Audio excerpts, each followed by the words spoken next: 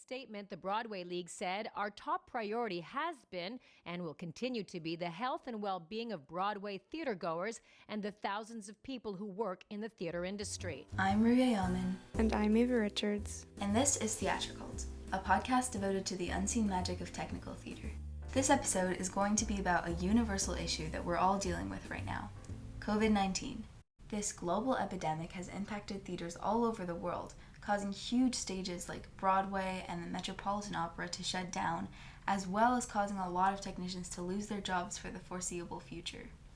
On March 12th, the Associated Press released an article about theaters in New York shutting down even earlier than several other places in the state. Since gatherings with more than 500 people have been banned, the cancellation of productions was a necessary action that had to be taken to contain the virus. Not only has this pandemic been an issue for larger productions like these, but it has also affected local shows. To talk about it, this is Caitlin Parahinog, a current senior at Carlmont that was going to be the stage manager of our school's upcoming dance show. I'm pretty devastated that the dance show was canceled because it would have given me another leadership position for one of Carlmont's productions. And since I want to go into technical theater in college and even as a career, maybe, it would have given me a very great opportunity to try and figure out how a show is run from the highest position and how I could possibly do that as a job later on. COVID-19 has impacted technicians worldwide by canceling all of the shows. There's Broadway shows that have been canceled. There's local ones that have been canceled. Carlmont is suffering a lot of events being canceled right now too, and it's a really sad thing to see. Caitlin's right. It really is a sad thing to see. And of course, these cancellations don't only impact technicians, they definitely affect the performers as well.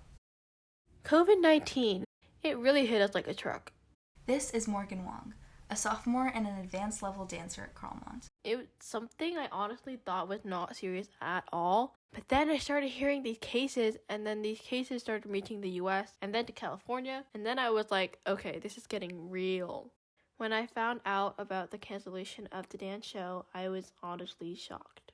It's just really heartbreaking for all of us. We worked so hard to put on a good show, and it was almost 1 month until our opening night. And it's really hard on us because this show was something we've been working on the whole year. And it was something that I know we were looking forward to. Coronavirus isn't really affecting us physically, but mentally as well, and the way we live. And some of these things that people could have experienced, they probably won't get to experience at all.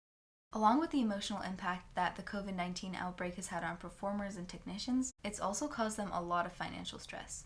Pretty much everyone working in the performing arts field has temporarily lost their jobs, since their careers are so dependent on big casts and crews and the presence of large audiences.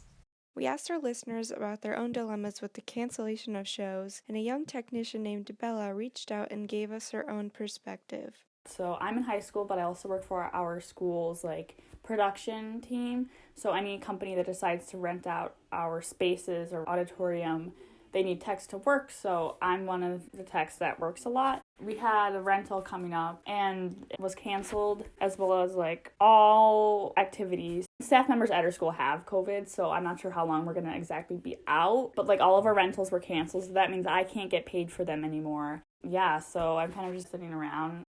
Just like Bella's situation, pretty much all of us are stranded at home, and a lot of us are disappointed. However, it's really important to know that not everything happening right now is bad. A lot of theaters and entertainment sources have adjusted to the circumstances incredibly quickly, and many have begun to display their work online. The Metropolitan Opera, for example, has announced that they will be streaming several of their award-winning performances in high-definition video, and original Broadway casts, like the cast of Hamilton, have been using their online resources to get together, in a sense, and perform. Even in these times of trouble, theatrical performances are managing to push through and bring people together, just like it did before. While we're all getting through this, it's important to stay inside, get some rest, and take advantage of all the free entertainment being provided. I'm Ruya Yaman. And I'm Ava Richards. And this has been Theatricult for Scott Center News.